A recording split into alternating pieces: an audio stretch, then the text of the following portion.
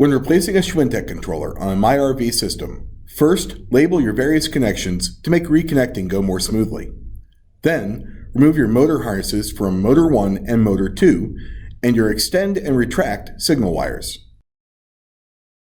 Next, remove your CAN bus harnesses. If one of your CAN bus ports has a terminating resistor in it, set this aside and save it for the replacement controller. Finally, remove your power and ground connections. With all of the connections removed, remove the screws securing the controller in place and remove the controller.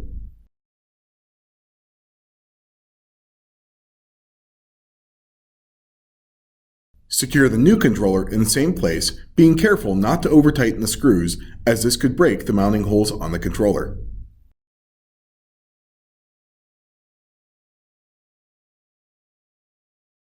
Next, begin reattaching the wires and harnesses to the controller. Plug the extend and retract signal wires, the power and ground wires, and then the motor 1 and motor 2 harnesses into their respective locations. If you get one of the signal wires or motor harnesses wrong, the room will operate backwards. Last, reconnect your CAN bus connections to regain communications with the rest of the MyRV system. With everything reconnected successfully, you will need to enter into the configurator to program the new controller. First, turn your tablet on and select the MyRV control panel and enter your PIN when prompted. Next, tap the MyRV icon in the top left corner 5 times. Take note of your version number in the bottom right corner, as the last 4 digits will be the password you need to enter. Once the password has been input, the configurator icon will appear. Select this to enter programming. Once inside the configurator, select Show All Devices and then By Product/Controller.